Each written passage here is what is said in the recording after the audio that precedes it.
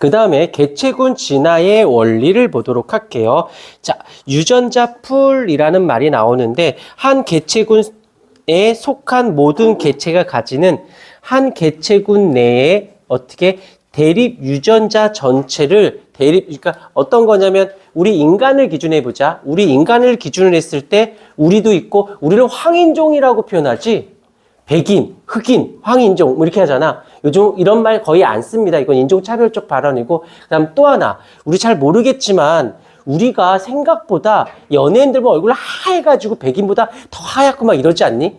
우리나라는 민족적으로 얼굴이 하얀 쪽에 속해요. 누런 양쪽 애들하고 달라. 여기 젓가락 애들하고 짱깨 애들하고 우리는 달라. 우리는 시족이 다르다. 이렇게 딱 봐도 티나지 않니? 얘네들 왠지 좀.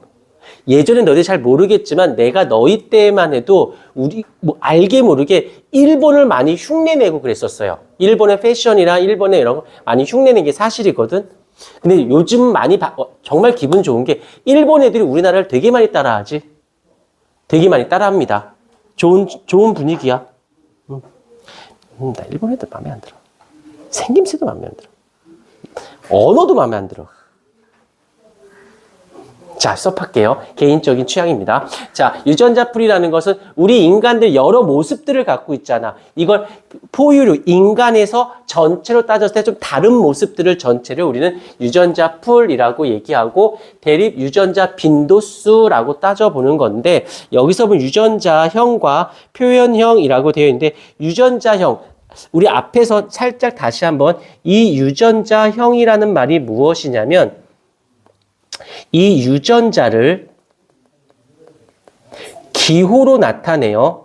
그 다음에 얘를 모두 표현한 거를 우린 유전자형이라고 얘기하는데 혈액형을 예를 들게 혈액형 우리가 A형이야. 그럼 A형엔 A인 A형도 있지만 A5형인 A형도 있겠죠.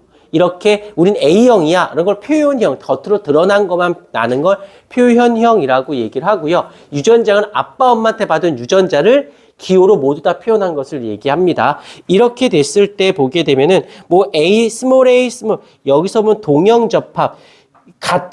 이거 왜 자꾸 이래? 같은 유전자형끼리 표현하는 걸 동형접합이라고 하고 이렇게 유전자가 다른 걸 표현하는 걸 이형접합이라고 얘기를 합니다. 그래서 여기서 보게 되면 스몰 a, 라지 a, 스몰 a, 그다음에 라지 a 이렇게 되어져 있거든.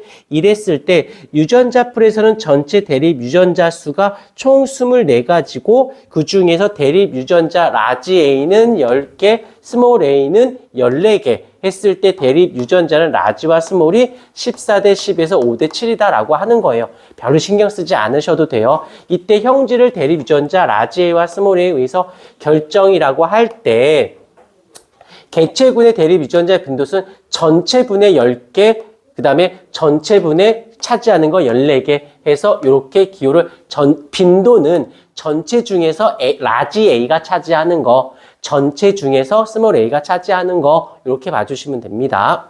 어려운 건 아니고 그 다음에 개체군의 진화라고 되어져 있는데 자 진화는 개체군이 일어나는 유전자풀의 변화 즉 밑줄 대립 유전자 빈도의 변화에 의해서 결정이 되어지고 자, 첫 세대를 볼게요. 첫 세대는 라지와 라지 A, 스몰 a 이었고 스몰 a가 이렇게 돼 있어. 그러면 교배를 한다고 치자. 그래서 라지 A가 그다음에 라지 스몰 a가 두 번째 세대일 때는 아무래도 누가 좀 더 많아? 라지 A가 좀 더 많지. 또 발현이 더 많이 되니까 하다 보니까 이 라지가 생기면서 이 그렇지 않은 애들 왜냐하면 얘가 라지 A가 우성이거든. 얘가 라지 A는 우성이고 스몰 a는 열성이기 때문에 시간이 지나면 지날수록 자연스럽게 열성인 애들은 줄어들고 우성인 애들만 발현된다는 뜻이에요. 이해가 되었을까요? 오케이. 봐주시면 되고 대립 유전자 수 구하기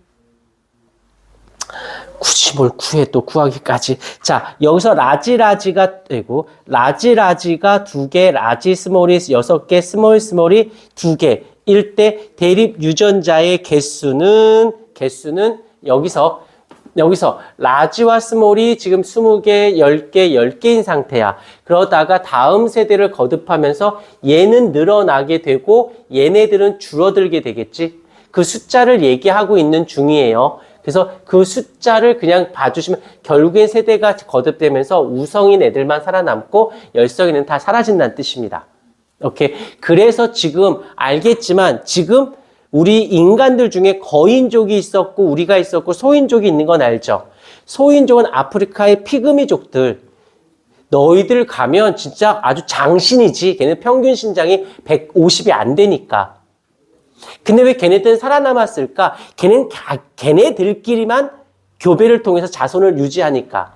근데 우리처럼 지금 그 거인족이 없고 우리들만 있는 게 우리가 있고 얘네들이 있는데 우리가 훨씬 더 유리한 종이거든. 그러니까 교배가 일어나면서 우리가 계속 발현되는 거야. 그래서 가끔씩 특이하게 뭐 이렇게 거인 애들이 튀어나오기도 하는데 이런 것들을 미안한데 이걸 갖고 막 계산하거나 할 필요까지는 없어요. 그냥 가볍게 봐주시면 되고 이걸 갖고 문제화하려고 선생님께 덤비지는 않으신다라는 거. 그다음에 유전자 풀의 변화 요인. 돌연변이가 있죠. 돌연변이. 사실 이제 돌연변이에는 두 종류가 있습니다. 유전자 돌연변이가 있고 염색체 돌연변이가 있는데 그냥 듣기만. 일단 먼저 DNA 염기서열. DNA 염기서열의 변화가 생기면 이 염기서열 때문에 뭐가 만들어져? 아미노산이 만들어지죠. 그다음에 이 펩타이드 결합을 통해서 단백질이 만들어지고 이 단백질이 무엇을? 형질을 결정을 하게 되는데 여기서 변화가 생겼으니까 어떻게 돼? 다른 아미노산이 만들어지고 다른 아미노산이 만들어졌으니까 다른 단백질이 만들어지네. 다른 단백질이 만들어졌으니까 형질이 다른 모습을 띠게 되어지겠지. 그래서 생식세포에서 일어난 돌연변이는 자손에게 유전되어지고 그 대립 유전자의 종류와 빈도의 변화를 일으키게 됩니다. 라는 뜻이에요. 별로 신경 쓰진 이쪽 단어는 그냥 가볍게 편하게 봐주시면 되어져요. 이유가 있어. 선생님들이 여기에 에너지를 절대 쏟지 않아요. 그러니까 여기는 지금 유전 파트하고 여기에 나올 텐데 이게 1학기 기말고사 범위인데 선생님 다 유전 쪽에다가 내는데 여기다가는 그냥 기본적인 것들만 내니까는 감각을 유지만 해주시면 되어진다라는 거. 자연선택 이거 안 해도 되죠? 앞쪽에서 했으니까. 됐어요. 넘어갔어요. 그 다음에 유전적 부동이라는 말이 또 나옵니다. 사실은 작년까지만 해도 이쪽 단어는 거의 수업 안 해줬어요. 그냥 언제 해줬냐면 시험 때. 뭐 난이도가 높지 않아서 우연한 사건으로 개체군에서 특정 대립 유전자의 빈도가 급격히 증가하거나 반대로 급격히 감소해서 병목 형사나 창시자 효과가 있다라는 건데 기존의 개체군이 있었어. 근데 갑자기 어떤 우연한 사건에서 여기가 딱 막혀버린 거야. 그래서 얘네들이 사라지고 얘네들만 남아서 새로운 개체를 형성하게 되어진다라는 거지. 예를 들게 코로나 사건 일 때 되게 좀 잔인한 소리 같지만 코로나가 쫙 되면서 막 사람들이 병에 걸리고 걸렸다 나은 사람도 있지만 걸렸다 가신 분들 있죠. 급작스러운 코로나라고 하는 어떤 특이한 현상에 의해서 갈리는 거야. 즉 코로나 바이러스의 내성이 약한 생명체들은 멸종을 하는 거고 남는 애들만 살아남는 거지. 그래서 나중에 뭐라고 표현해 그런 걸? 좋게 위드 코로나라고 얘기하지. 다 같이 걸리자 이거지. 어차피 갈 애들은 갈 거니까. 되게 잔인한 소리 같지만 자연의 섭리야.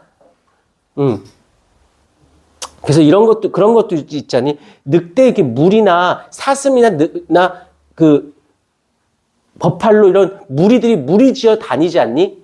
다닐 때 걔네들 특징이 뭐야? 새끼를 날 때 동시에 나요. 같이 보호하려고. 근데 얘가 무리지어 갈 때 사이드, 끄트머리 쪽엔 누가 포진되어 있는지 아니? 아픈 애, 나이 든 애들이 사이드 쪽에 있어요. 그래서 포식자가 잡아먹힐 때 걔네들을 잡아먹히게끔. 그럼 걔를 잡아먹고 며칠 동안은 나머지 개체들은 살아남으니까. 자연의 섭리예요. 자, 병목 현상이 있는데 이 병목 현상, 가뭄, 홍수, 산불 여러 가지 개체군의 여기 급격하게 그 개체군의 크기가 급격하게 줄어들었을 때 살아남은 개체군의 대립 유전자 빈도는 이전 개체군과 달라지겠지. 약한 애는 다 죽었으니까. 그래서 생존하거나 사라지는 개체는 무작위로 정해지므로 새로운 개체군의 유전자 기존은 이가 어떻게 돼? 이게 지금 우리 인간으로 따지면 코로나와 똑같은 거야. 한번 나쁜 표현인데 걸러낸다라고 표현하네요. 보통 여기서는. 그 다음에 여기서 인간의 남획으로 북방 코끼리 바다 표면의 개체군의 그 수가 급격하게 감소했어. 이후 개체군 수가 이전 수준으로 늘어나더라도 대립 유전자는 개체군은 달라지게 되는 거지. 여러 종류가 살다가 아예 멸종해서 없어진 애들, 그나마 버틴 애들이 자손을 만들지 사라진 애는 없어지는 거지.